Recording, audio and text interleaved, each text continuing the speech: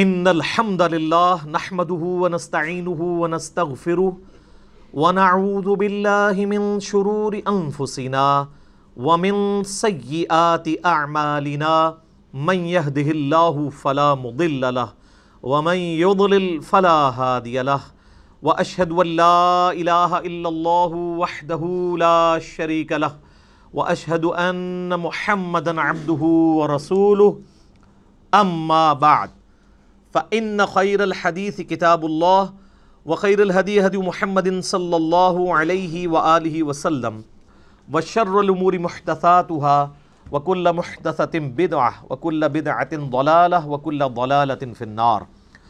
أعوذ بالله السميع العليم من الشيطان الرجيم من همزه ونفخه ونفثه. بسم الله الرحمن الرحيم. رب اشرح لي صدري ويسر لي امري واحلل عقدة من لساني يفقهوا قولي. بسم الله الرحمن الرحيم. ان الله وملائكته يصلون على النبي يا ايها الذين آمنوا صلوا عليه وسلموا تسليما. اللهم صل على محمد وعلى آل محمد كما صليت على إبراهيم وعلى آل إبراهيم إنك حميد مجيد. اللهم بارك على محمد وعلى آل محمد كما باركت على إبراهيم وعلى آل إبراهيم إنك حميد مجيد. اللهم ربنا آتنا في الدنيا حسنة وفي الآخرة حسنة وقنا عذاب النار. ربنا آتنا من لدنك رحمة وهيئ لنا من أمرنا رشدا.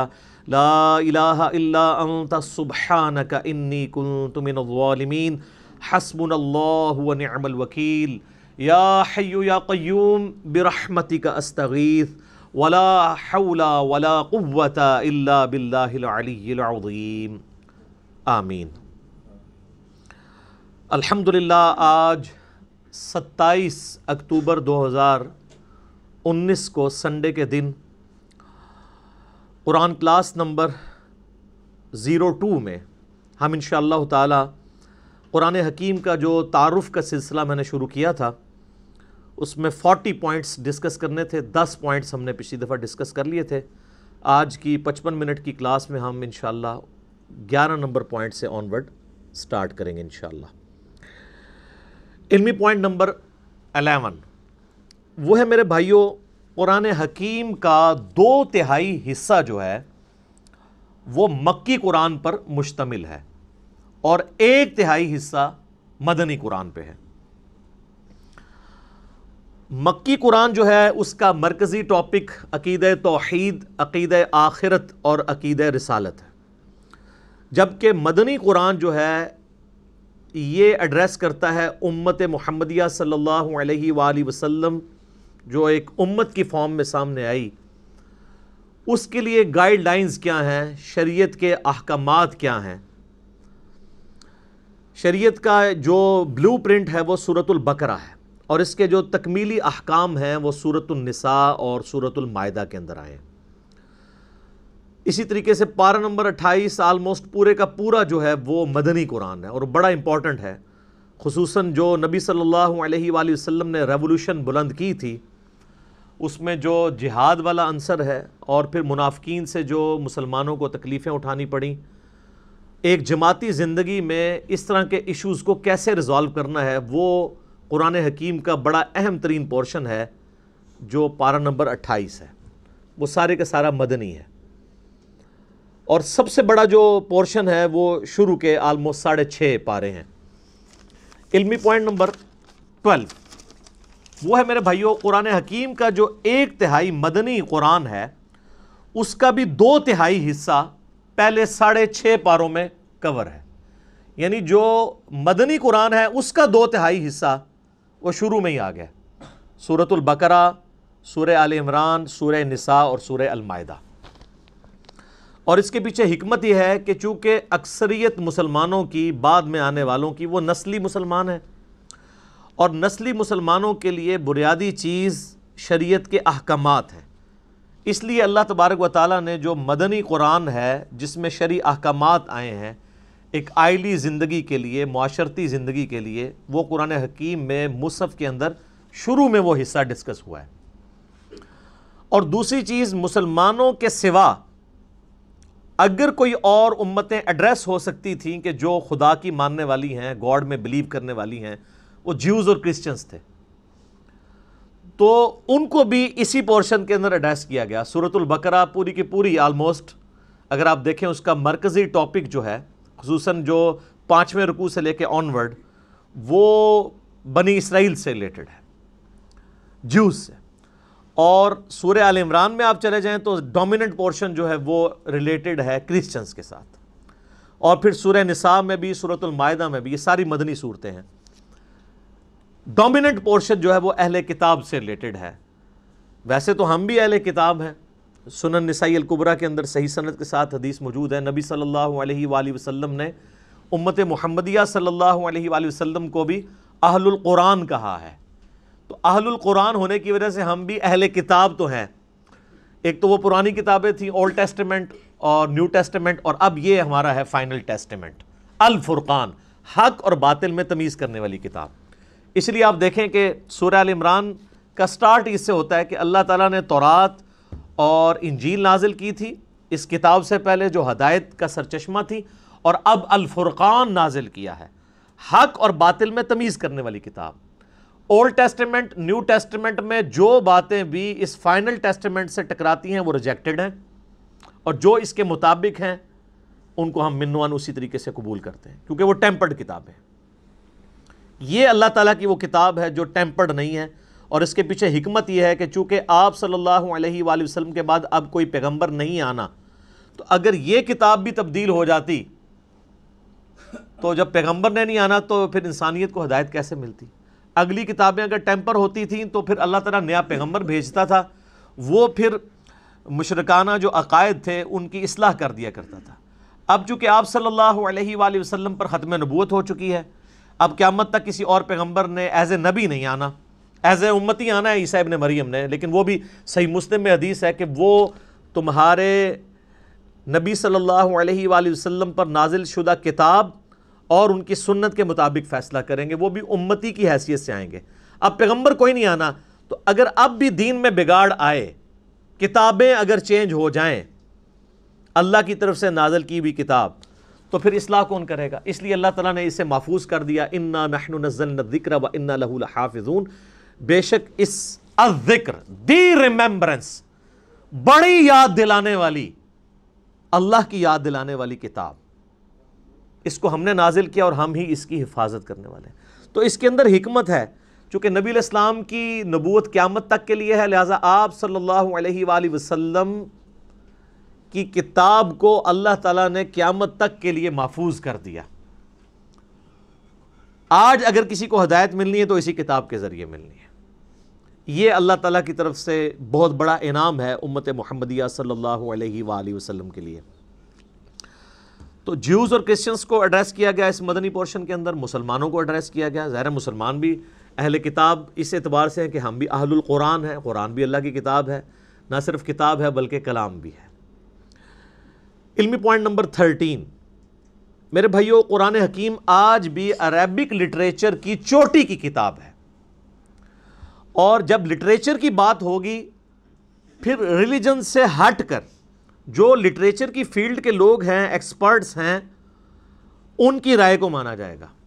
یعنی اگر آج آپ انگلش زبان میں بات کریں گے، انگلش زبان کے کسی لفظ کے اوپر بحث کریں گے، اس کی پروننسیشن کیا ہے، تو آپ آکسفورڈ ڈکشنری کی طرف جائیں گے، اور بعض اوقات ڈکشنری میں بھی وہ چیزیں اس طریقے سے موجود نہیں ہوتی ہیں جو نسل در نسل ایز اے لنگوسٹک چل رہی ہوتی ہیں۔ آج ایک نان مسلم گورا وہ اتھارٹی ضرور مانا جائے گا انگلش زبان میں، اور ایک مسلمان کو صرف مسلمان ہونے کی وجہ سے انگلش میں اتھارٹی نہیں مانا جائے گا جب تک وہ انگلش لٹریچر کو جانتا نہیں ہوگا۔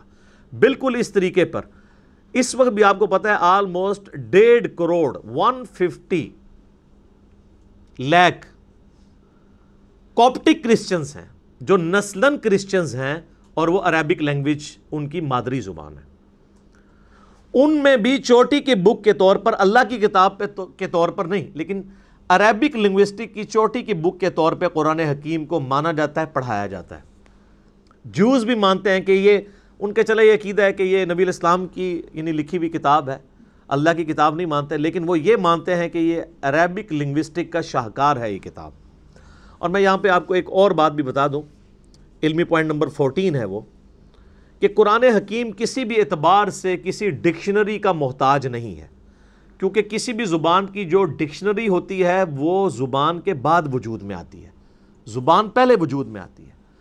آج تک آپ، اب ہماری مادری زبان پنجابی ہے یا اردو ہے، ہم نے اس کو ٹینسز کے ذریعے، ڈکشنری کے ذریعے نہیں سیکھا، بلکہ اپنے ماں باپ کے ذریعے سیکھا ہے۔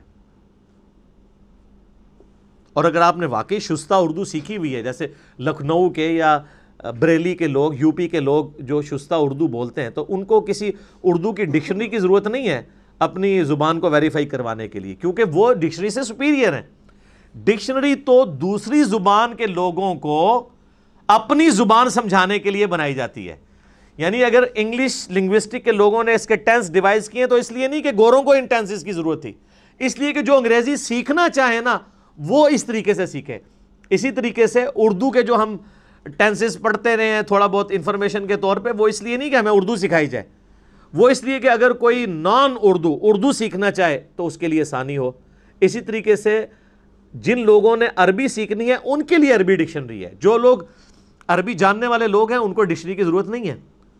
اسی لیے کئی ایک چیزیں آپ ڈکشنری میں ایسے دیکھیں گے کہ جو کسی رول میں بیٹھتی نہیں ہیں عربک زبان میں، وہ مستعمل ہوتی ہیں، ڈکشنری کے پوائنٹ آف ویو سے وہ غلط ہوتی ہیں۔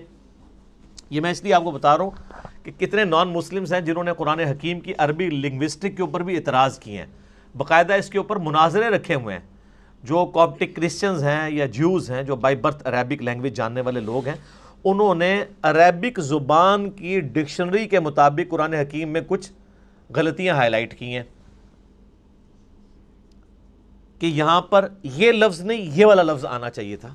مثال کے طور پر قرآن حکیم میں آپ کو کئی جگہ ملے گا کہ اللہ تعالیٰ انبیاء کرام علیہ السلام کو پلورل کے سیغے سے مخاطب کرتا ہے، جمع کے سیغے سے، لیکن بعد میں جو بات ہو رہی ہوتی ہے وہ سنگولر کے سیغے میں۔ یعنی قوم عاد نے رسولوں کا انکار کیا، وہ کہتے ہیں جی قوم عاد نے تو ایک رسول کا انکار کیا تھا، یہ جمع کا سیغہ کیوں آیا ہے؟ تو اب قرآن حکیم صرف لٹریچر کی کتاب نہیں ہے، یہ ایک دعوت بھی ہے، تذکیر بھی ہے، نصیحت بھی ہے۔ تو پھر ہم ان کو بتاتے ہیں کہ چونکہ قرآن کی ڈاکٹرائن یہ ہے کہ جس نے ایک رسول کا انکار کیا اس نے سارے رسولوں کا انکار کیا۔ لا نفرق بین احد من رسولی، ہم رسولوں میں ایمان لانے میں فرق نہیں کرتے۔ آج اگر کوئی شخص سارے انبیاء کو مانے، عیسیٰ ابن مریم کا انکار کر دے علیہم السلام، چاہے وہ نبی علیہ السلام کے لیے اپنی جان بھی دینے کے لیے تیار ہو جائے، ہم اسے کافر کہیں گے، کیونکہ ایک پیغمبر کا انکار بھی سارے نبیوں کا انکار ہے۔ تو جب کہا جاتا ہے کہ قوم عاد نے رسولوں کا انکار کیا، قوم سمود نے رسولوں کا انکار کیا، وہ کہتے ہیں جی جمع کے سیغے سے بات کیوں ہو رہی ہے، انہوں نے تو وقت کے ایک پیغمبر کا انکار کیا تھا۔ تو ہم کہتے ہیں کہ انہوں نے ایک وقت کے پیغمبر کا انکار کر کے گویا سارے پیغمبروں کا انکار کر دیا، پوری اس ڈاکٹرائن کا انکار کر دیا۔ تو اس طرح کی وہ پھر عربی لنگوسٹک کے اعتبار سے وہ غلطیاں نکالنے کی کوشش کرتے ہیں۔ تو یاد رکھیے گا کہ قرآن حکیم کی عربک کو کبھی بھی آپ نے عربی ڈکشنری سے نہیں سمجھنا، بلکہ عربک جو مستعمل ہے عرب کے بادیہ نشین لوگوں کی، اس کے مطابق سمجھنا، جو میں نے پچھلی دفعہ بتایا تھا کہ قرآن حکیم جو آراب تھے، پینڈو لوگ، گاؤں کے رہنے والے لوگ، بادیہ نشین ریگستانوں میں رہنے والے لوگ، ان کے ڈائلیکٹ میں قرآن حکیم نازل ہوا ہے، اور آج وہ اسی طرح کی عربی بولتے ہیں۔ ویسے تو قرآن حکیم کی برکت سے آلموسٹ عربک جو ہے وہ فریز ہو چکی ہوئی ہے۔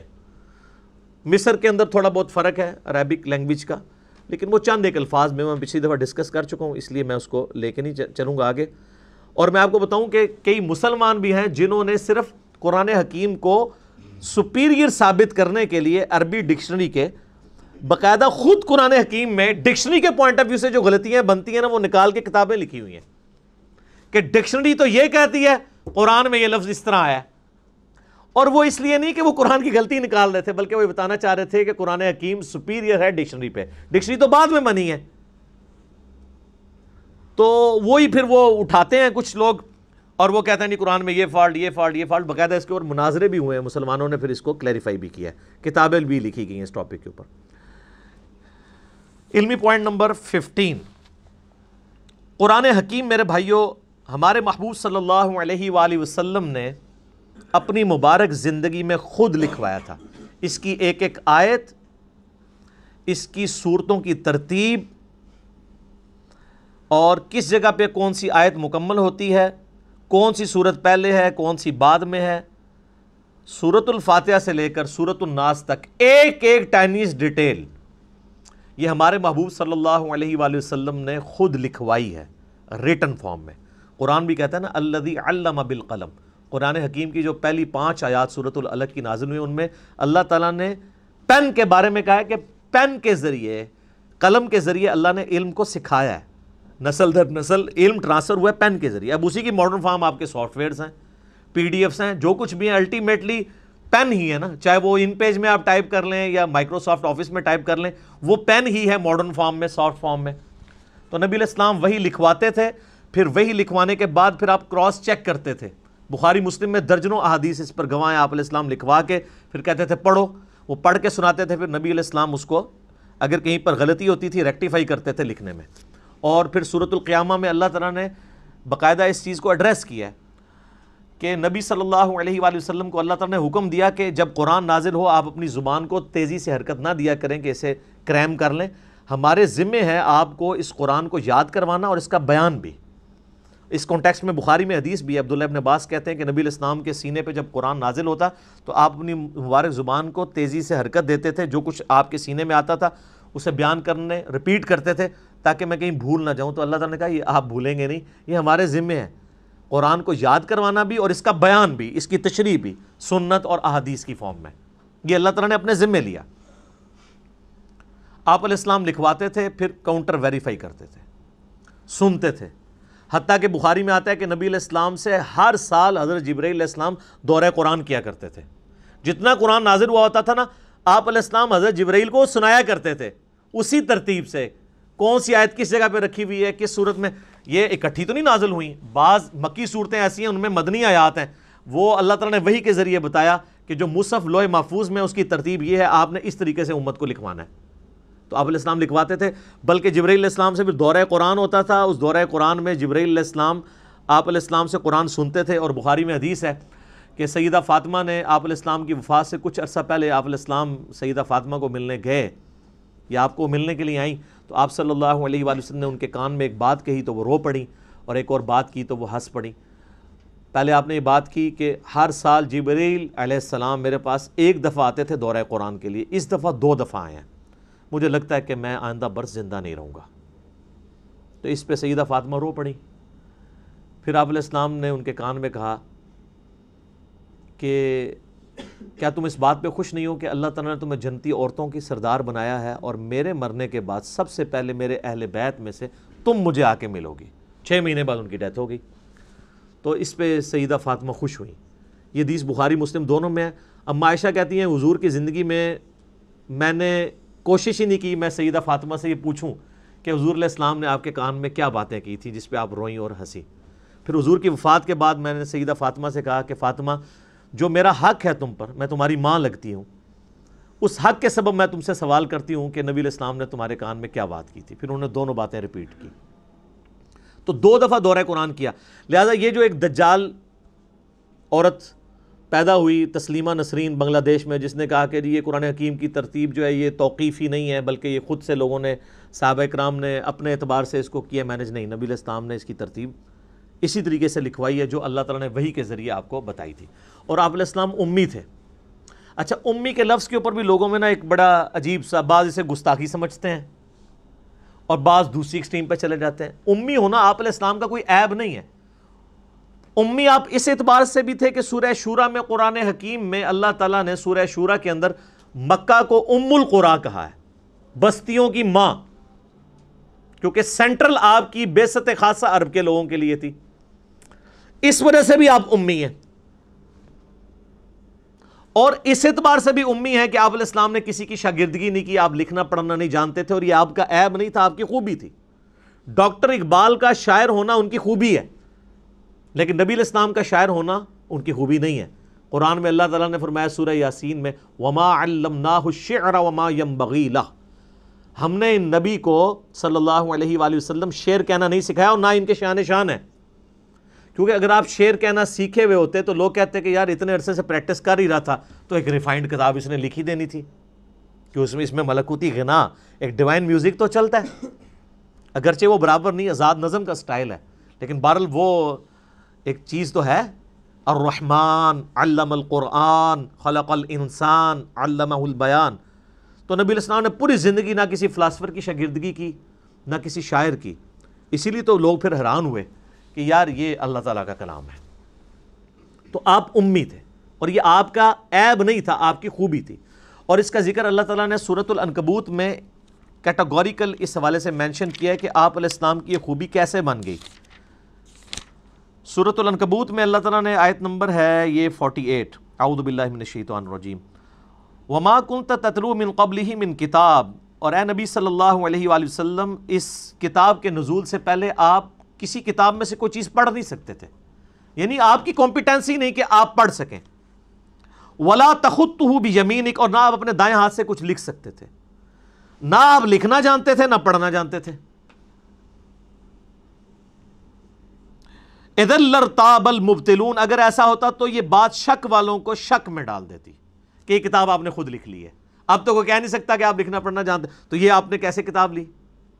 یہ آپ نے نہیں لکھی، اللہ نے آپ کے دل پر نازل کی۔ بل ہوا آیات بینات، بلکہ یہ تو اللہ کی آیات ہیں، فی صدور الذین اوتوا العلم، ان کے سینوں میں جن کو اللہ نے علم دیا ہے۔ وما یجحد بآیاتنا الا الظالمون، اور ہماری آیات سے تو انکار نہیں کرتے مگر ظالم لوگ۔ وقالوا لولا انزل علیہ آیات من ربی، اور یہ کہتے ہیں کہ اس نبی کو کوئی معجزہ کیوں نہیں ان کے رب کی طرف سے دیا گیا۔ اچھا، یہ آیت قرآن میں درجنوں دفعہ آتی ہے اور ایک بندہ حیران ہو جاتا ہے کہ ہم تو بچپن سے اتنے حضور کے معجزے سن رہے ہیں، اور قرآن میں بار بار کافر اعتراض یہی کر رہے ہیں کہ آپ کو معجزہ کیوں نہیں دیا گیا۔ معجزات ہیں بخاری مسلم میں، ٹینجیبل فارم میں، فزیکل فینومینا آف نیچر توڑنے والے حصی معجزات، لیکن قرآن حکیم میں جو وہ معجزات وہ ڈیمانڈ کرتے تھے نا، وہ سورہ بنی اسرائیل میں ہے، جس میں نے 4 لیکچر دیے، مثلا number 131 A B C D، 9 معجزات وہ مانگتے تھے۔ وہ کہتے تھے ہمارے سامنے آسمان پہ چڑھ کے بتاؤ، اور صرف چڑھنے کو نہیں مانیں گے، اوپر سے ہمارے سامنے یوں کتاب لے کے نازل ہو، آپ یوں اشارہ کرو تو آپ کے لیے نہریں رواں ہو جائیں، باغات میں پھل اگنے شروع ہو جائیں۔ تو اللہ تعالیٰ نے ساری باتوں کے جواب میں کہا کہ تم کہتے ہو میں ایک بشر ہوں، ایک انسان ہوں۔ تو معجزہ نبی علیہ السلام کا جس پہ دعوی نبوت ہے نا، وہ ایک ہے، وہ یہ کتاب ہے، کیونکہ قیامت تک کے لیے نبوت ہے۔ آج آپ علیہ السلام کی جو بخاری مسلم میں معجزات ہیں کہ آپ علیہ السلام نے پانی کے ایک پیالے میں ہاتھ رکھا تو 1500 صحابہ نے وہ پانی پیا، جانوروں کو پلایا، سٹور کر لیا۔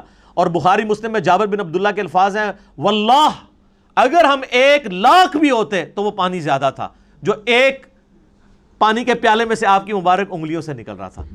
اور واللہ یہ معجزہ جو ہے نا، حضرت موسیٰ کے معجزے سے بھی بڑا ہے۔ حضرت موسیٰ علیہ السلام تو پتھر پہ آسا مار کے پتھر سے تو پانی نکل آتا ہے، گوشت میں سے پانی نہیں نکلتا، لیکن اس کو دعوی نبوت کے لیے کلیم نہیں کیا گیا۔ یہ تو صحابہ کے سامنے ہوا۔ دعوی نبوت کے لیے صرف قرآن ہے، کیونکہ ہم اس معجزے کی ویڈیو نہیں نا آج دکھا سکتے۔ کس طرح کلیم کریں قرآن کی؟ ہم کہتے ہیں یہ لے چیک کریں، اس کو سائنس پہ پیش کریں، کسی اعتبار سے چیک کریں۔ تو ادھر ہی اللہ تعالیٰ نے اس ٹروتھ کو ریویل کیا۔ یہ کہتے ہیں یہ کافر کہ نبی علیہ السلام پہ معجزہ کیوں نہیں نازل کیا گیا؟ قل انما الآیات عند اللہ، اے نبی فرما دیجئے کہ معجزے تو اللہ کے پاس ہیں۔ وانما انا نذیر مبین، اور میں تو صرف ڈر سنانے والا ہوں۔ اولم یکفیہم، کیا ان کے لیے یہ معجزہ کافی نہیں ہے؟ انا انزلنا علیک الکتاب یتلی علیہم، کہ ہم نے ان کے اوپر کتاب نازل کی ہے جو ان پہ تلاوت کی جاتی ہے۔ یعنی نبی علیہ السلام کا واحد معجزہ کیا ہے؟ قرآن۔ یہ بڑا مشکل ٹاپک ہے، کیونکہ اس ٹاپک کو ڈسکس کریں گے تو گستاخی کا فتویٰ لگ جائے گا۔ اچھا جی، باقی معجزات کو نہیں مانتے؟ وہ مانتے ہیں، کلیم نہیں کرتے ان کو نبوت کی دلیل پہ، کیونکہ ہم اس کو پیش نہیں کر سکتے۔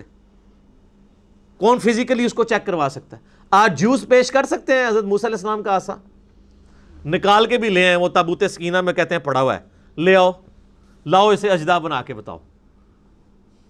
نہیں۔ عیسائی حضرت عیسیٰ علیہ السلام کے مردہ زندہ کرنے کو ویڈیو دکھا سکتے ہیں؟ تو ہم جس کی بنیاد پہ نبی علیہ السلام کے لیے پروفٹ ہونا کلیم کر رہے ہیں، ہم کہتے ہیں یہ لیں، دیکھیں فزیکل فارم میں آپ کے سامنے یہ معجزہ ہے۔ تو یہ قرآن حکیم کی آیات اس پر ثبوت ہیں کہ یہ کتاب ہے جو معجزہ ہے۔ ان فی ذلک لرحمہ، اس میں ہے، بے شک اس میں ہے رحمت و ذکر لقوم یؤمنون، اور اس میں نصیحت ان کے لیے جو بات ماننا چاہیں گے، جو بات نہیں ماننا چاہتے ان کے لیے کوئی نصیحت نہیں ہے، جو بات ماننا چاہے گا اس کے لیے کتاب اللہ میں نصیحت ہے۔ تو یہ بڑا کریٹیکل ٹاپک ہے، اور اس میں آپ کو ضمناً بتا دوں، بخاری مسلم میں ڈیٹیلڈ احادیث ہیں نبی علیہ السلام پہ جو پہلی وحی نازل ہوئی تھی غار حرا میں۔ وہ سٹارٹ یہ حدیث اس سے ہوتی ہے، مشکات میں آپ کو تیسری جلد میں مل جائے گی، کہ جب نبی علیہ السلام کی مبارک زندگی کا 40واں سال آیا تو آپ صلی اللہ علیہ وآلہ وسلم کا اچانک دل دنیا سے اچاٹ ہو گیا۔ آپ بڑی ایک ڈائنامک لائف گزار رہے تھے، کامیاب مکے کے تاجر تھے، مکے کی امیر ترین عورت کے ساتھ آپ کی شادی ہوئی تھی، اور آپ مکے کے رہنے والے ہر شخص کی آنکھوں کا تارا تھے، صادق اور امین تھے۔ اچانک ایک بندہ جو اتنا ایکسٹروورٹ ہو، گھر سے وہ کھانا پیک کر کے اور غار حرا میں جانا شروع ہو گیا، اور چند دنوں کے بعد فرشتہ آ گیا وہاں پہ۔ تو نیچے لوگوں نے یہ بھی سوچنا شروع کر دیا کہ یار یہ اکیلا غار میں بیٹھے رہتا تھا، ہو سکتا ہے اس پہ کوئی آسیب کا سایہ ہو گیا ہو۔ لیکن جب کلام سنا تو میں نے پچھلی دفعہ وہ زماد والی حدیث سنائی تھی نا، تو کتنا اثر ہوا ان کے اوپر۔ تو سیدہ خدیجہ کھانا باندھ کے دیا کرتی تھی۔ آپ کے بزرگ تو 2 سال تک کچھ کھاتے نہیں ہیں، لیکن نبی صلی اللہ علیہ وآلہ وسلم اپنا کھانا گھر سے لے کے جایا کرتے تھے۔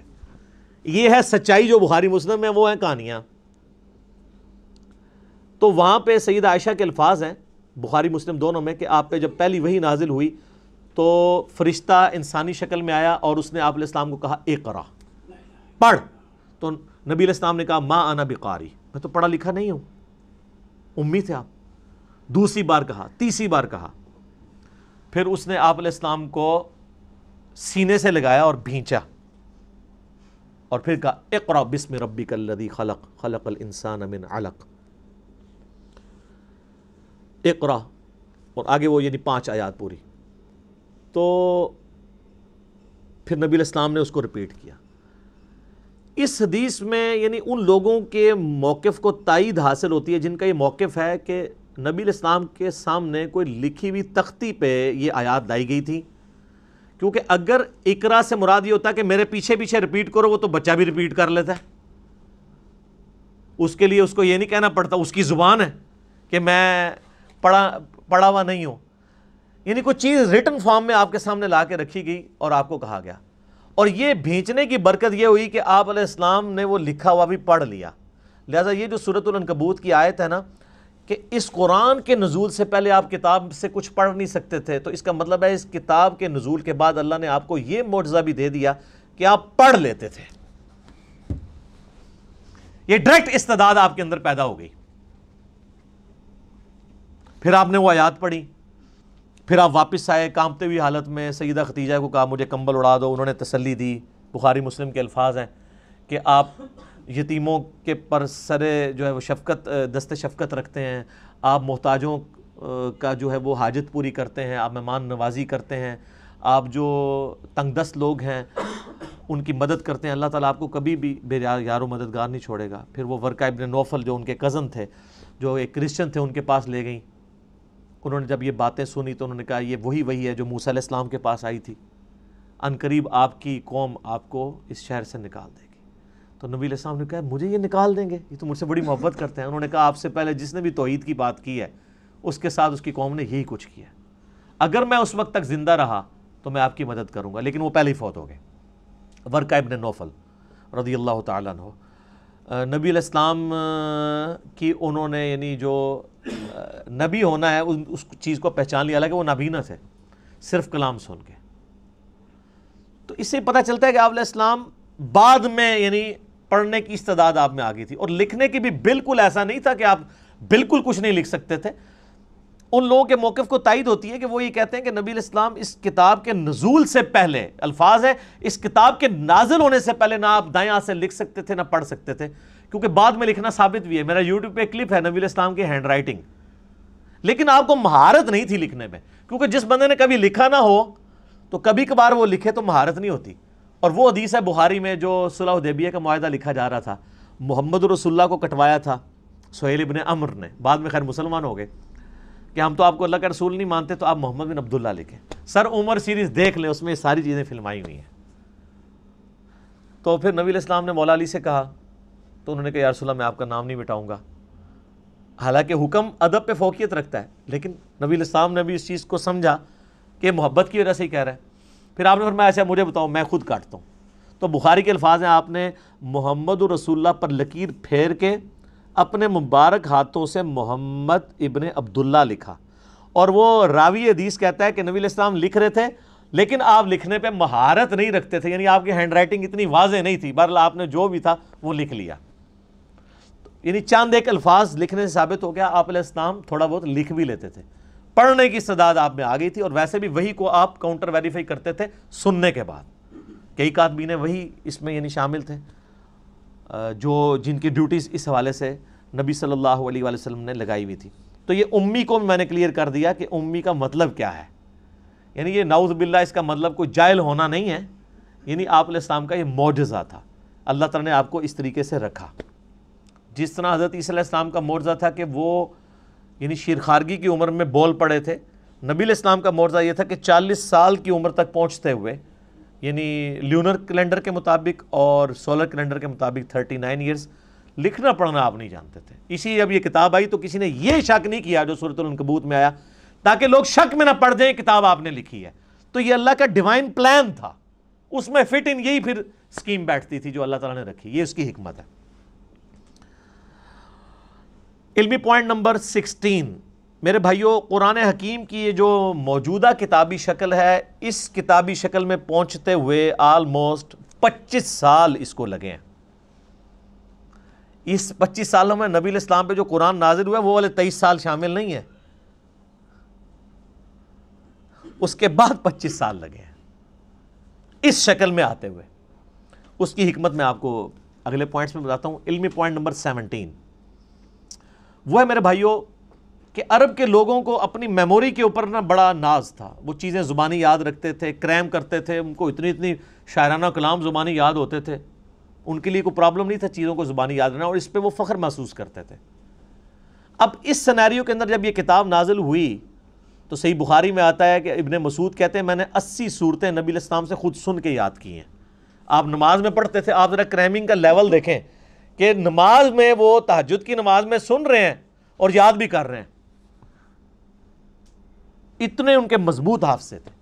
ابھی بھی دیکھ لیں، آپ چھوٹے بچوں کو لگا لیں، کتنے بچے ہیں 8-9 سال کی عمر میں پورا قرآن ہی حفظ کر جاتے ہیں.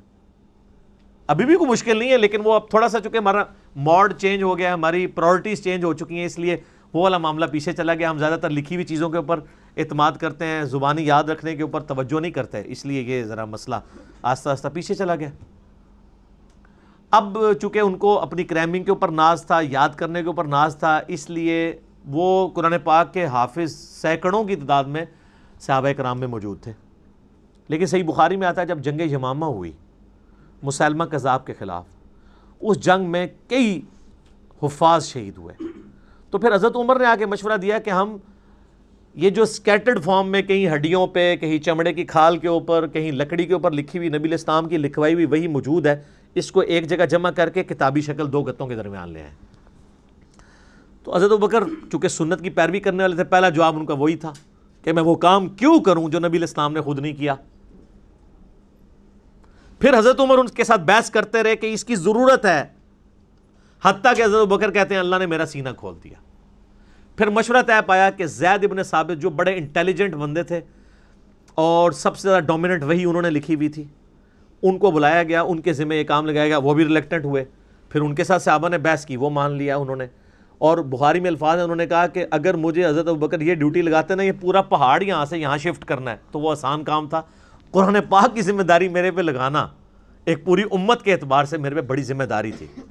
زبانی لوگوں کو یاد تھا، آج بھی حافظ ہی اس کو پڑھ کے اینڈ پہ آپ دیکھتے نہیں لکھا ہوتا ہے ہم نے قرآن کو حرف حرف پڑھا، اس میں کوئی غلطی نہیں ہے. یہ کوئی نسخے سے نہیں میچ کرتا، کریمنگ کوئی حفاظ نہیں اس کو. لیکن حضرت ابوبکر یہ چاہتے تھے جو نبی علیہ السلام نے اپنے نوٹس لکھوائے ہیں اس کے ساتھ کاؤنٹر ویریفائی کیا جائے، اور اس کے لیے طے پایا کہ ریٹن ریکارڈ موجود ہونا چاہیے. جو بھی آپ اس میں لکھیں گے اور کم از کم 2 بندے اس کو ریٹن میں جسٹیفائی کریں گے. لیکن اس میں ایک آیت ایسی تھی کہ جس کا ریٹن ریکارڈ صرف ایک بندے کے پاس تھا.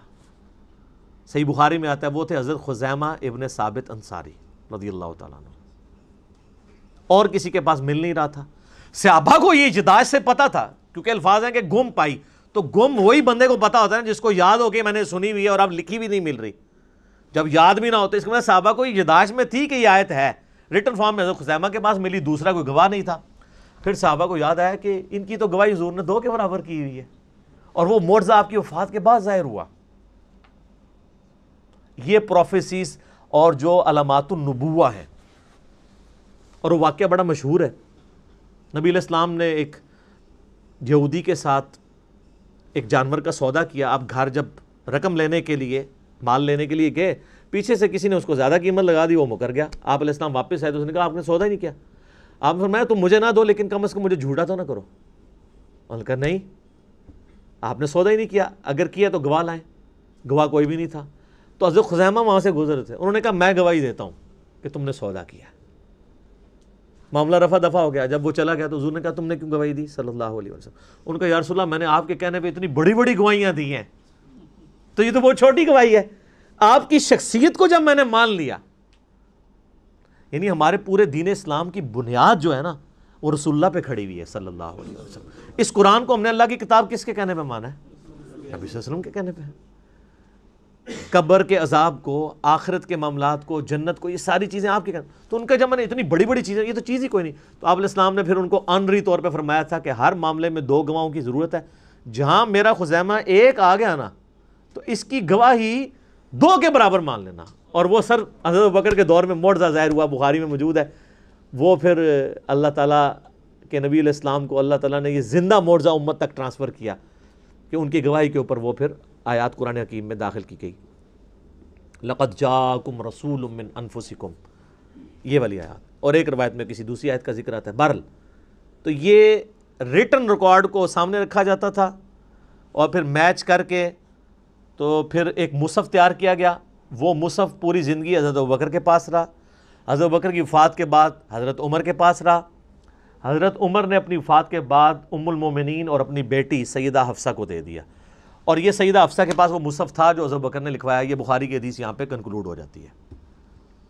اب اگلا پوائنٹ، علمی پوائنٹ نمبر 18، وہ ہے کہ قرآن حکیم کی جو قرات ہے، اس کو قریش کی قرات میں سیدنا عثمان غنی رضی اللہ تعالیٰ عنہ نے اسٹیبلش کر کے باقی ساری کی ساری جو ڈائلیکٹ تھے اس میں اگر ریٹن فارم میں بھی تھی، وہ سارے کے سارے نسخے جلوا دیے تاکہ امت میں اختلاف نہ پیدا ہو۔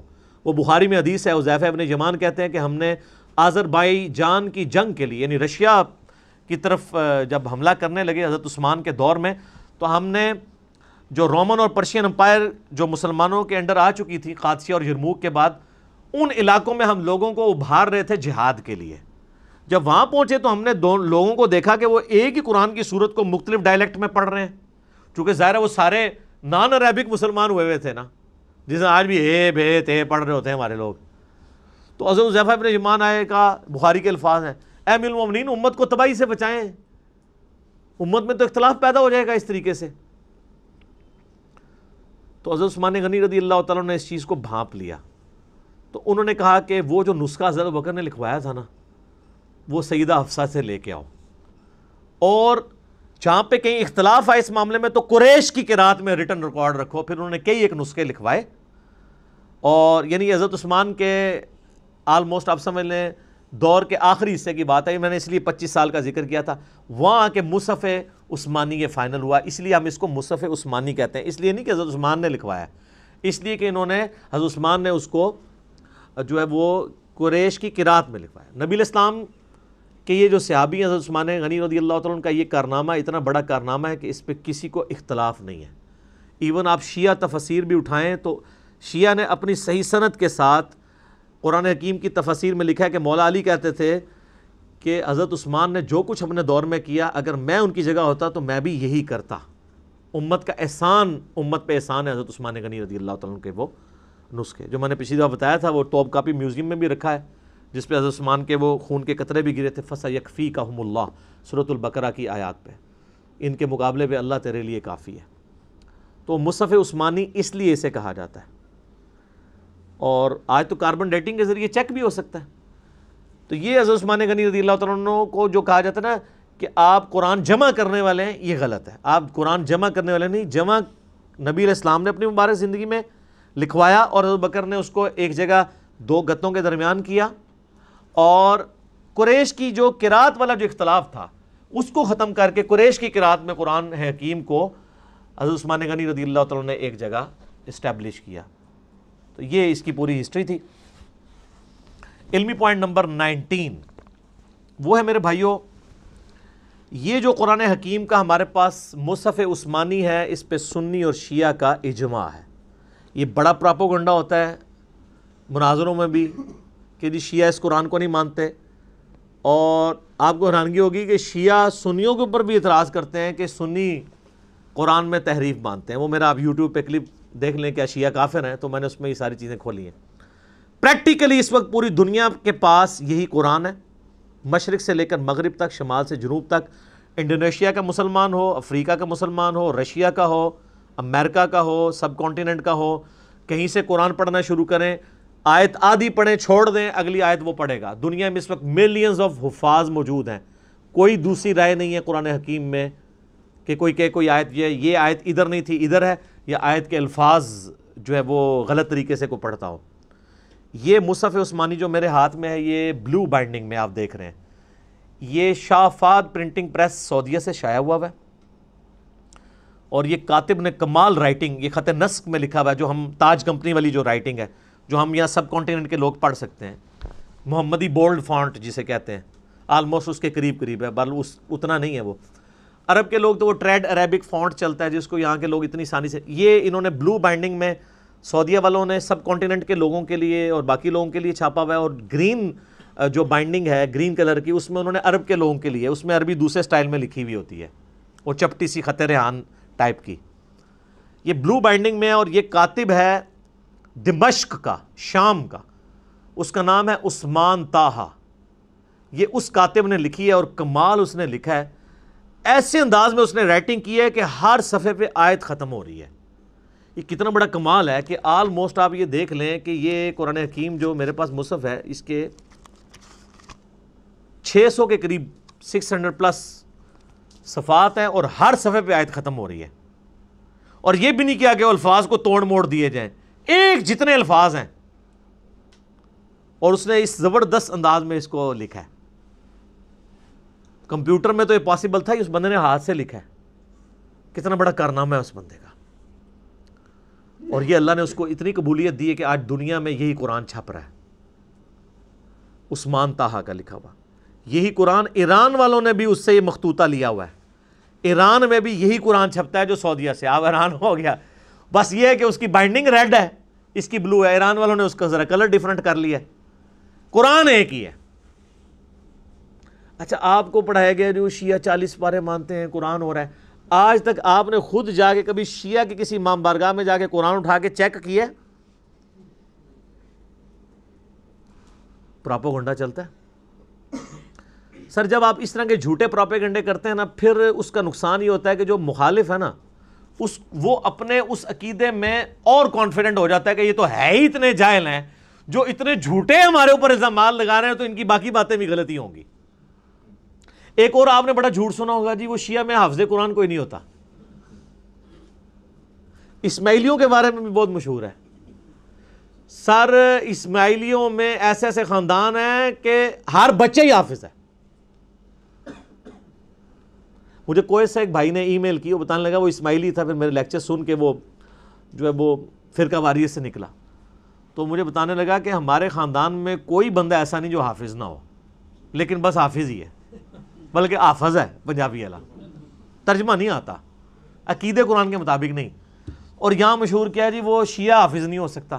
وہ اس لیے کہ شیعہ کے اندر یہاں پہ اب مدرسے بننے شروع ہیں حفظ کے، تو ادھر اس ہمارے سب کانٹیننٹ میں ٹرینڈ نہیں ہے حفظ کرنے کا، چونکہ یہاں پہ زیادہ تر مدرسے تھے سنیوں کے، سنی یعنی بریلوی، دیوبندی، اہل حدیث تینوں. یہاں پہ وہ حفظ کرواتے تھے، پورا سسٹم چل رہا، تو ظاہر ہے وہ حافظ ہی بن کے نکلنے تھے. تو لیکن ایران میں آپ چلے جائیں، وہاں حفظ کے مدرسے ہیں، ہزاروں حافظ ملیں گے آپ کو. یہاں پہ بھی اب انہوں نے کچھ سلسلہ شروع کیا تو حفاظ ملیں گے. ہمارے پاس ہمارے وہ جو حیدر بھائی آتے ہیں، وہ قم یونیورسٹی سے پڑھے ہوئے ہیں، تو وہ حافظ بھی ہیں. اور ماشاءاللہ بہترین پروننسیشن ہے ان کی. تو یہ یعنی ایک جھوٹا پراپوگنڈا کیا جی وہ حافظ نہیں ہو سکتا چونکہ یہ قرآن کو مانتے نہیں تھے لہٰذا ان میں حافظ ہی کوئی نہیں ہے. کہانی ہے چل رہی ہے, 40 پارے ہیں, وہ جی 30 پارے وہ 10 پارے وہ کہتے ہیں بکری کھا گئی. اللہ یہ بکری کھانے والی حدیث سنن ابن ماجہ میں ہے. وہ تو شیعہ پیش کرتے ہیں, یہ تو آپ کی کتاب میں لکھا ہے بکری کھا گئی, اور حدیث بھی ٹھیک ہے. وہ بکری کھانے سے کیا ہو گیا؟ یہاں پہ بھی آپ دیکھیں کئی بار قرآن پاک کے نسخے جو ہے دریا میں دریا برد ہوئے ہوتے ہیں, کوئی ڈسپوز آف ہوئے ہوتے ہیں, تو وہ قرآن جو ہے وہ تو اس لکھے ہوئے مصحف کا محتاج ہی نہیں ہے. آج دنیا سے سارے مصحف ختم کر دیں تب بھی قرآن ختم نہیں ہوگا. اسی لیے بخاری میں آتا ہے اللہ تعالیٰ علم جو ہے نا سینوں سے سلب کر کے نہیں نکالے گا بلکہ علماء کو موت دے کر نکالے گا. جب تک سارے حافظ مر نہیں جاتے ہیں نا قرآن نہیں دنیا سے ختم ہو سکتا. لکھا ہوا بے شک سارا ریکارڈ ختم کر دیں. یہ اللہ تعالیٰ نے غیر معمولی حفاظت لی ہے. اسی لیے میں آپ کو بتا رہا ہوں کہ مصحف لکھتی کمپنی ہے تاج کمپنی یا ضیاء القرآن پبلیکیشن یا قدرت اللہ کمپنی, لیکن اس کو سرٹیفائی حافظ قرآن کرتا ہے کہ یہ صحیح لکھا ہوا ہے. وہ حافظ قرآن کیا وہ حضرت عثمان کا نسخے کو سامنے رکھ کے میچ کرتا ہے؟ نہیں. جو اس کو کریم کروایا گیا نسل در نسل عملی تواتر سے اجماع سے. اور یہ اتنا سٹرونگ سسٹم ہے کہ امام کعبہ بھی غلطی کرے اسے پیچھے لقمہ مل جاتا ہے.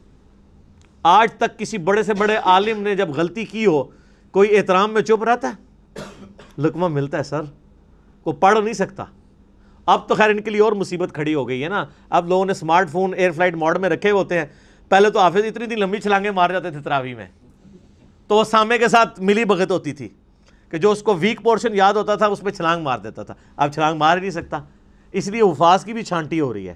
اب پکے حافظ ہی صرف قیام اللیل کروا سکتے ہیں رمضان کا, کچے حافظ کروا بھی نہیں سکتے, پکڑے جائیں گے, چھلانگ مار ہی نہیں سکتے.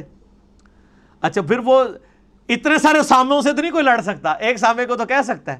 ہم نے تو بڑی لڑائیاں ہوتی دیکھی ہیں کہ سامے غلطی نکالتا تھا تو 2-3 تو بس برداشت کرتے تھے, پھر وہ ایسے آنکھیں نکالتے تھے, اگلی بار وہ پڑھتے جاتے تھے. لیکن اب اتنے لوگ کھڑے ہیں وہ تو نہیں پھر چھوڑیں گے کہ یہ آپ کیا پڑھ رہے ہیں. اس لیے اب آپ دیکھیں پکے حافظ اچھا قرآن پڑھنے, اب لوگوں میں شعور بھی ہے یار قرآن سننا ہے ہم نے, یعلمون تعلمون نہیں سننا. تو لوگ بڑے یعنی کنسنٹریشن کے ساتھ ایسی مساجد کے اندر جاتے ہیں جہاں سکون سے قرآن پڑھا جاتا ہو, لوگ قرآن کو انجوائے کرتے ہیں. یہ یعنی اسمارٹ فون کی برکت اس حوالے سے ہے. اب اس دن سے ڈریں کہ یہ علماء یہ فتوی نہ دے دیں کہ اسمارٹ فون میں قرآن پڑھنا اور سننا حرام ہے, تاکہ ان کی جان چھوٹ دے. ہاں ایک بندے نے کہا, میرا کوشچن بھی چڑھا ہوا ہے کیا موبائل پہ قرآن پڑھ سکتے ہیں؟ اس نے کہا جی قرآن پڑھ تو سکتے ہیں لیکن اس قرآن کا ثواب نہیں ملے گا.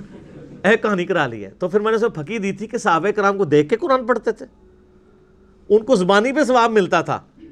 تو ہم اگر مصحف سے نہیں دیکھ کے پڑھ رہے ہیں, موبائل سے دیکھ کے پڑھ رہے ہیں, تو ہم تو ڈبل کام کر رہے ہیں, پڑھ بھی رہے ہیں اور دیکھ بھی رہے ہیں, تو ہمیں اتنا بھی ثواب نہیں ملے گا. وہ تو خالی زبانی پڑھتے تھے سوائے ان لوگوں کے جن کے پاس مصحف تھا اور وہ حافظ نہیں تھے. تو یہ حفاظ والا بھی پورا پراپوگنڈا کیا ہوا جی کہ جی وہ حافظ جناب ہو ہی نہیں سکتا کوئی. علمی پوائنٹ نمبر 20,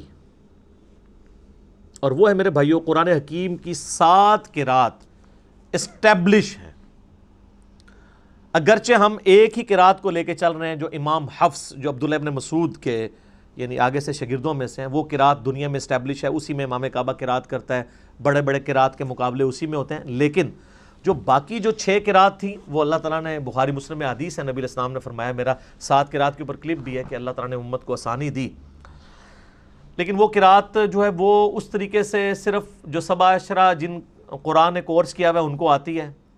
بعض جگہ پہ وہ پڑھی بھی جاتی ہے, یعنی یہ جو سوڈان کے اندر یا فلسطین میں کچھ لوگ ہیں جو عام قرات کے اندر بھی اس کو پڑھتے ہیں. مثلا یہ اب جو مالک یوم الدین ہے نا, ایک قرات میں یہ مالک یوم الدین بھی ہے, ٹھیک ہے. وَالضُّحَىٰ وَاللَّيْلِ اِذَا سَجَا, تو ایک قرات میں ہے یہ وَالضُّحَىٰ وَاللَّيْلِ اِذَا سَجَے. یہ ڈائلیکٹ بدل گیا. جو میں نے بتایا تھا نا, ہم یہاں پہ کہتے ہیں ادھر آ, اور پنڈی کے لوگ کیا کہتے ہیں ادھر آ. یہ وہی ہے وَالضُّحَىٰ وَالضُّحَىٰ. تو یہ مختلف قرات چل رہی ہیں, اور اب سعودی عرب نے 7 قرات والے قرآن بھی چھاپ دیے ہیں. ہر قرات کا قرآن لادہ سے یعنی پڑھنے کے. ویسے تو عرب کے لوگوں کو تو یہ جو اعراب ہے یا اس کو حرکات کہنا اپروپریٹ ورڈ ہے، اعراب تو نہیں کہنا چاہیے. اعراب تو وہ حالت ہوتی ہے جس میں وہ حرکات زبر زیر پیش کی وجہ سے چلا جاتا ہے.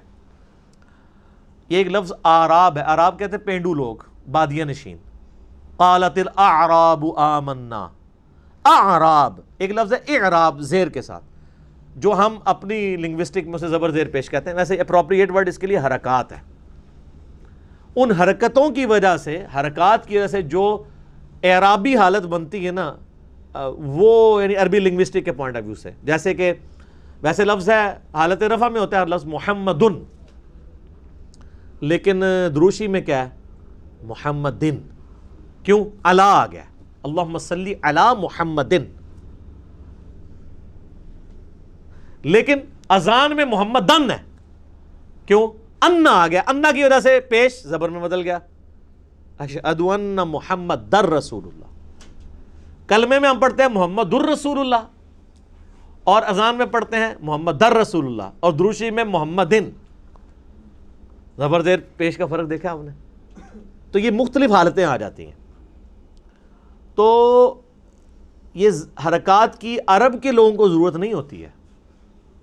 عرب کے لوگوں کو آپ سمپل زبر ڈال کے دینا اور وہاں پر کھڑی زبر آتی ہو جو ڈبل کھینچی جاتی ہے، ایک الف کے برابر 2 حرکت، وہ اس کو ڈبل ہی کھینچیں گے، ان کی زبان پہ چڑھے گا ہی نہیں.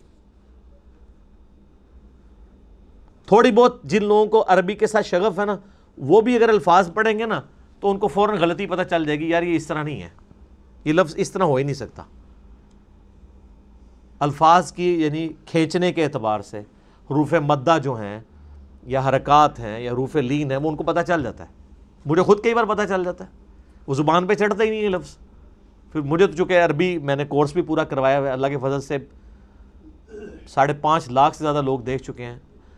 2 سال میں جو قاری کورس کراتے ہیں نا قرات کا، میں نے اس کو 90 منٹ کے اندر سارا پورے کا پورا ہی کور کر دیا اللہ کے فضل سے. وہ 90 منٹ کوئی دیکھ لے ایک نشیز میں بیٹھ کے، وہ ایک قاری کے برابر شاید اس سے بھی اچھی کر لے اگر وہ اس رولز کے مطابق چلنا شروع کر دے. وہ مشکل نہیں ہے. تو یہ جو 7 قرات ہیں قرآن حکیم کی اسٹیبلش ہیں. اور ابن مسعود کے بارے میں آتا ہے بخاری مسلم میں کہ وہ معوذتین آخری 2 سورتوں کو قرآن کا حصہ نہیں مانتے تھے. لیکن یہ چیز جو ہے نا، وہ بعض لوگ تو کہتے ہیں یہ روایتیں جعلی ہیں، لیکن میرے نزدیک روایتیں ٹھیک ہیں. اصل میں عبداللہ ابن مسعود ان کو دعاؤں کے طور پہ مانتے تھے، اور بعد میں انہوں نے رجوع کیا ہے، کیونکہ امام حفص کی جو قرات ہم تک چل رہی ہے، جو اس وقت امام عاصم حفص کی، وہ ابن مسعود کی قرات ہے. تو اس میں تو معوذتین موجود ہیں. پوری دنیا کے مسلمان اسے لکھتے ہیں اور پڑھتے ہیں، ایز اے قرآن اسے یاد کرتے ہیں. اسی لیے ہم کہتے ہیں صحابہ کا اجماع حجت ہے. انڈیویجول کسی صحابی کی رائے غلط ہو سکتی ہے، اجماع پہ اللہ کا ہاتھ ہے. جو مسلم الحاکم میں 399 نمبر حدیث ہے کتاب العلم چیپٹر میں، کہ اللہ تعالیٰ میری امت کو کبھی گمراہی پہ جمع نہیں ہونے دے گا، جماعت پہ اللہ کا ہاتھ ہے. جماعت پہ پوری امت جو بات مان رہی ہوگی نا، وہ بات ایسی ہوگی اجماع امت، اس پہ اللہ کا ہاتھ ہے. انڈیویجولی کسی بندے کی رائے غلط بھی ہو سکتی ہے، امت کا اجماع جو ہے نا وہ حفاظت کرتا ہے. ٹھیک ہو گیا؟ تو یہ 7 قرات والا ایک بڑا کریٹیکل ایشو ہے. میں نے اسی لیے اس کے اوپر حدیثیں بھی بخاری مسلم کی پیش کر کے نا ایک 7 قرات کا مسئلہ آپ یوٹیوب پہ لکھیں، 7 قرات کا اختلاف، ایک ویڈیو ریکارڈ کروا دی ہے. کیونکہ بعض لوگ غیر مسلم بھی اعتراض کرتے ہیں 7 قرات کی وجہ سے. وہ کہتے ہیں آپ کا کلیم ہے کہ قرآن کا ورژن کوئی نہیں ہے، قرآن ایک ہی ہے پوری دنیا میں، پھر 7 قرات کہاں سے آ گئیں؟ اور پھر سعودیہ والوں نے 7 قرات چھاپ بھی دی ہیں اب ریٹن فارم میں. اب وہ لا کے دکھاتے ہیں، وہ کہتے ہیں جی دیکھیں جی آپ کے قرآن میں تو یہ لفظ ایسے لکھا ہے، اس میں تو یوں لکھا ہوا ہے. اور اس میں صرف زبر زیر کا بھی فرق ہوتا نا، تب بھی کام چل جاتا. مالک یوم الدین اور مالک یوم الدین یہ تو چل جائے گا کہ چلیں لکھنے میں دونوں ایک طرح ہی ہیں. ملک لکھے نا، ایک لفظ ہے ملک فرشتے کو کہتے ہیں، ایک لفظ ہے ملک بادشاہ کو کہتے ہیں، ملوکیت والا. تو یہ ہمارے یہاں پہ جو یعنی پنجاب میں لوگ ہیں نا، یہ ملک جو کہلواتے ہیں، چودھری ملک، وہ زیر والے ملک ہیں. یہ ملک نہیں ہے، فرشتے نہیں ہیں، انسان ہی ہے. یہ ملک وہ والا ہے، خلافت و ملوکیت والا، وہ والا ملک. تو یہ یعنی زبر، ایک صرف زبر اور زیر سے کتنا فرق پڑ جاتا ہے. تو اس میں تو کام چل جائے گا. مالک یوم الدین کو عربی میں لکھا جاتا ہے تو ملک لکھا جاتا ہے. مالک ہی پڑھنا ہو جو ہماری قرات میں ہے تو کھڑی زبر لگا دیتے ہیں. اگر دوسری قرات میں پڑھنا ہو تو اس کی دوسرے والی زبر لگا دیتے ہیں، مالکی، کھڑی زبر ہوگی مالکی. اب یہ لفظ تو اپنی جگہ موجود ہے، صرف اس کی حرکات کی تبدیلی کی وجہ سے اس میں فرق پڑ گیا. یہ تو آپ کو ہضم ہو جائے گا. لیکن جو صحیح بخاری میں ہے کہ ابن مسعود جو ہیں واللیل اذا یغشا والنہار اذا تجلی وما خلق الذکر والانثی، یہ ہمارے مصحف میں ہے. وہ ماں کے بغیر پڑھتے تھے وخلق الذکر والانثی، اس میں تو ماں ہی پورا غائب ہے. تو وہ پھر کافر لے آتے ہیں، وہ کہتے ہیں دیکھیں جی آپ کے اس میں لفظ میں ماں موجود ہے، اس میں ماں موجود نہیں ہے. لیکن معنوں میں فرق نہیں پڑتا. اس طرح کئی اور الفاظ ہیں. ایک قرات جو ہمارے پاس ہے لقد جاءکم رسول من انفسکم، تمہارے پاس رسول آئے تمہاری جانوں میں سے، تمہاری سپیشیز سے. ایک قرات میں لفظ ہے انفاسکم، اس کا مطلب ہو جائے گا تم میں نفیس ترین. بیک وقت دونوں معنی درست ہیں، وہ تو کام چل جاتا ہے. مسئلہ یہاں پہ آ کے ہوتا ہے. اسی لیے اہل تشیع میں کئی لوگ ہیں جن کا یہ موقف ہے کہ یہ 7 قرات فراڈ ہے. اگر ہم 7 قرات کو ماننا شروع کر دیں گے تو قرآن ڈاؤٹ فل ہو جائے گا. لیکن پرانے اہل تشیع میں اور اہل سنت سب کے سب 7 قراتوں کو مانتے ہیں، سوائے جو چند ماڈرن اسکالر ہیں. لیکن اس سے انکار ممکن نہیں ہے، 7 قرات ہیں. اس کی وجہ سے کوئی عقائد میں نظریات میں فرق نہیں پڑتا، نہ اس کو تماشا بنانا چاہیے. اور اگر کوئی ان 6 قرات کا انکار بھی کر دے ہم اس کی کوئی تکفیر نہیں کریں گے. امت صرف اسی ایک قرات کی پابند ہے جو مشرق سے لے کر مغرب تک، شمال سے لے کر جنوب تک پوری دنیا کے مسلمانوں کے ہاتھ میں ہے، اور وہ یہ جو قرآن چھپ رہا ہے، جو میں نے بتایا بلو بائنڈنگ میں. عثمان طٰہٰ دمشق کا رائٹر ہے، اس کے ہاتھ کی یہ لکھی ہوئی سعودیہ سے چھپتی ہے، اور یہی رائٹنگ اسی کا مخطوطہ ایران والوں نے ریڈ کلر کی بائنڈنگ میں چھاپتے ہیں. آپ چلے جائیں تو آپ کو مل جائے گا. ابھی صرف 20 پوائنٹ کور ہوئے ہیں، 10 پچھلی دفعہ، 10 اس دفعہ. ابھی قرآن حکیم کے کئی ایک اور امپورٹنٹ چیزیں ہیں جو اگلے 20 ٹاپکس میں امید ہے اگلی 2 لیکچرز کے اندر انشاءاللہ تعالیٰ کور ہو جائیں گے.